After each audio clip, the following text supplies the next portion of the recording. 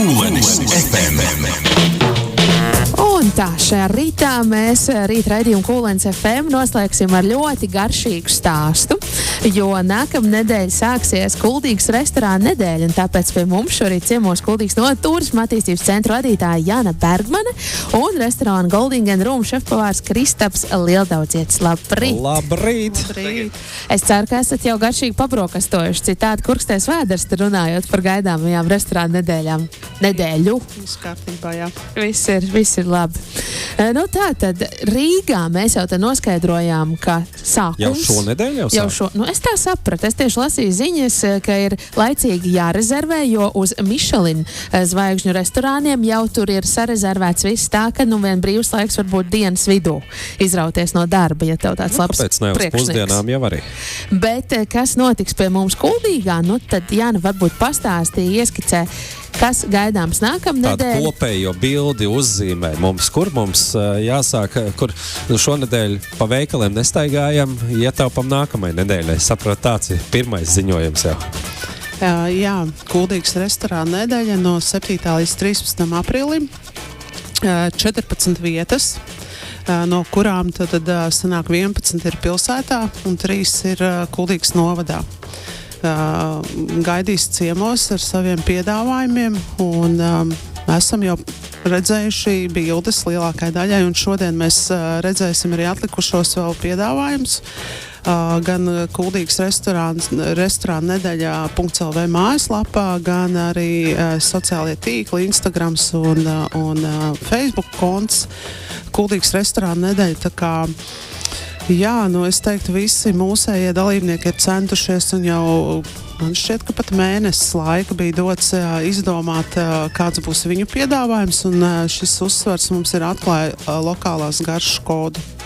Tā kā ir tā sadarbība ar vietējām saimniecībām, ar vietējiem mūsu pašu uzņēmiem, mēs teiktu, Kurzemes reģionu tādā mērogā.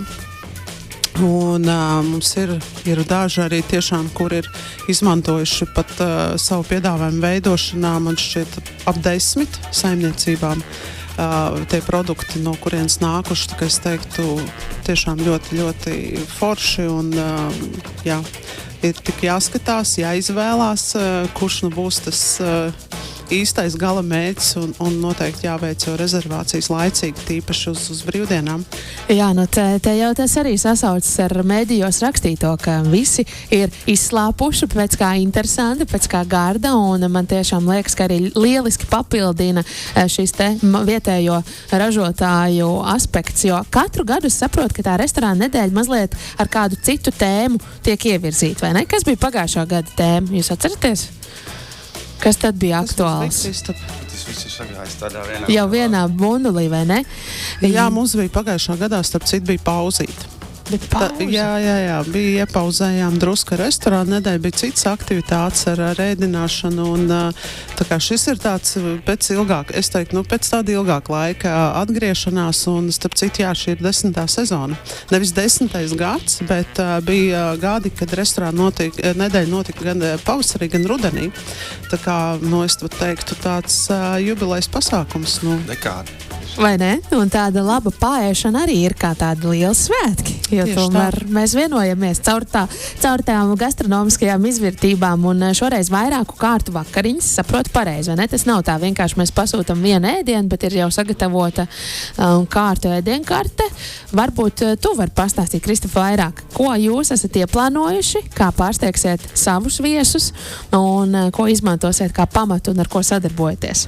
Sāksim ar to, ka tā ir pats pamats ir 3 ēdieni, bet parasti jau mēs padomājam mazliet uz priekšu un varbūt kādu komplimentiņu iedodam. Šoreiz gribētu izcelt masālīgu gaili. Pirmo reizi strādāšu ar gaili, taisīšu viņu balatīnē, man liekas, tas būs kaut kas tāds arī izaicinājums priekš manīm, kur vēl priekš viesa. Sākumā būs mazliet svaigas sēnes, kas nāk no varbūt ne tik tuvu kā Kuldīga vai Kurzeme, mazliet tālāk, bet arī tas, manuprāt, ir lokāls. Tā kā, būs pārsteigumi no Santas cinas desertiņā, kur mēs tiks izmantotas baļas medus, mazliet bišu maize, cidonijas un arī kazas siers būs basku stilā cepta sierkūka ar kazas sīru. Kristap, es vakar arī devos sēnes medīt, un tās vēl nevarēja Kuldīgas mežos atrast. Tā kā tu nemelo. Tu nemelo, viss ir kārtībā, bet cik ilgs ir tas gatavošanās process, lai saprastu, kāda būs ēdienkarte un ar ko pārsteigt, kas varbūt arī atšķirs no ikdienā pieejamā? Man liekas, ka viņa top līdz pēdējiem brīdim. Tās mazās nianses var noslīpēt arī pirms pašas iesdošanas ārā.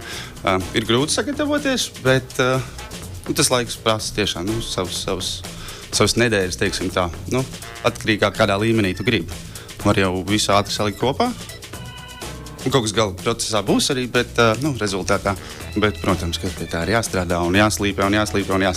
Bet to pašu startu šāvienu jums būs restorāna nedēļa. Kad jums pateica?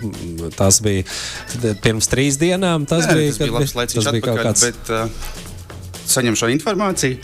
Un tad tu sāc tikai domāt, un tad tu apguli tās idejas, un tad man bija kaut kādi 3-4 varianti, kas tā arī aizgāja kaut kur mazliet tālāk, un tad es kaut kā vienā dienā, man nevajadzētu šito darīt, un jā, tas process katram ir individuāls, un bet par tavu procesu tu sāc ar to, ka tu izdomāji no sākuma ēdienu, ko tu gribi uztaisīt, un tad meklē, ko iekļaut no vietējiem, vai tu sāc ar tiem, kas ir vietējie produkti, un tad Sākam ar produktu, un tad tu sāc domāt, kā tu viņu vari eskalēt un ko tu no viņa vari pagatavot. Tā kā vienmēr ir ideja, bet te ideja apakšā ir produkts.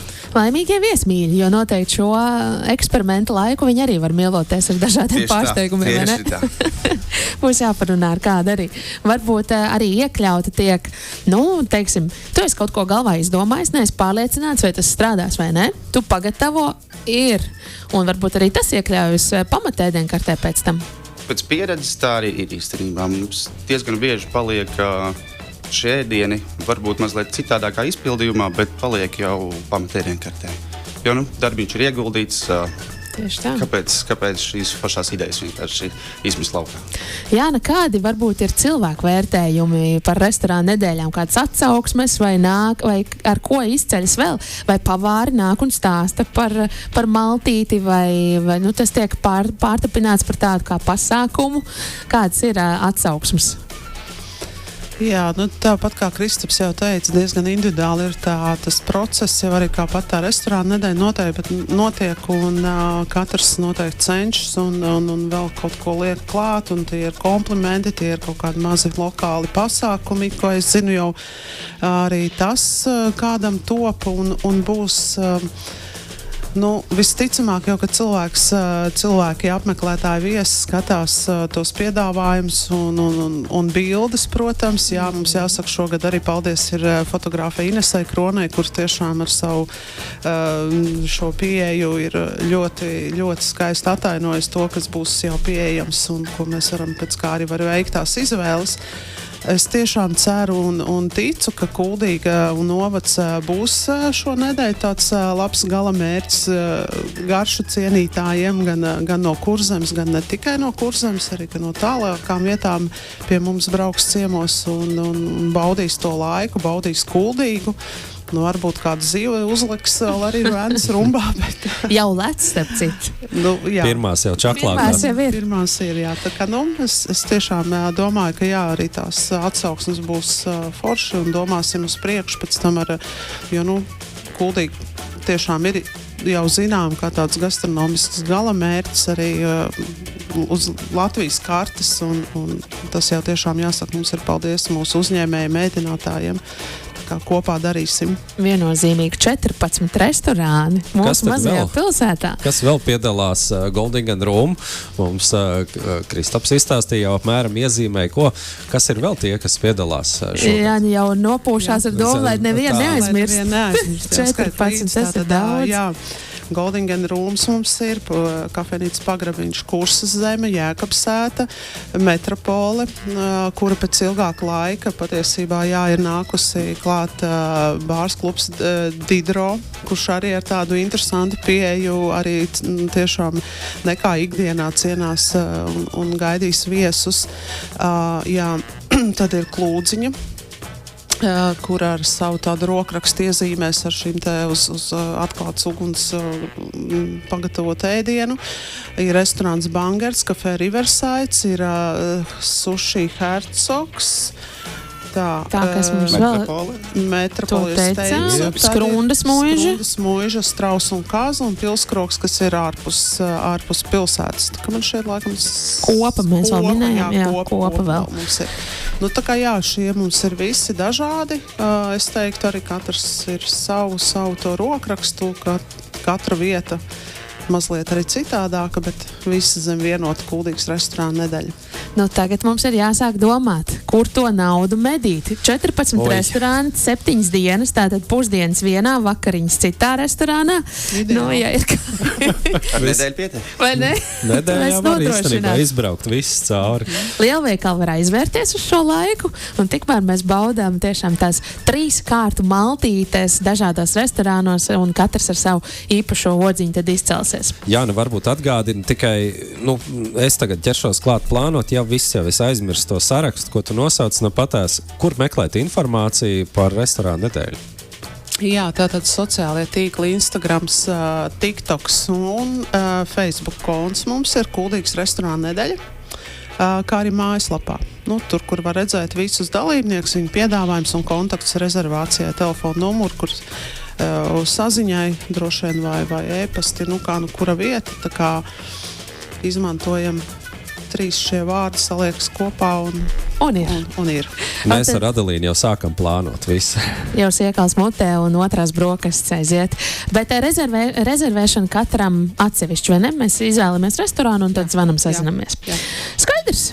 Tad mēs varam novēlēt vienu garšīgu pirmdienu un tikties nākamnedēļ Kuldīgas restorāna nedēļā. Paldies jums, ka viesojāties šeit Kurzemes radio. Paldies. Atā. Un kad tu pēdējo reizi apmeti kūleni? Kurzemes radio rīta raidījums Kūlenis FM. The coolest radio show ever produced. Darba dienās no 7 rītā. Kūlenis FM. Nemāci pieaugušiem bērniem kūleņus mest.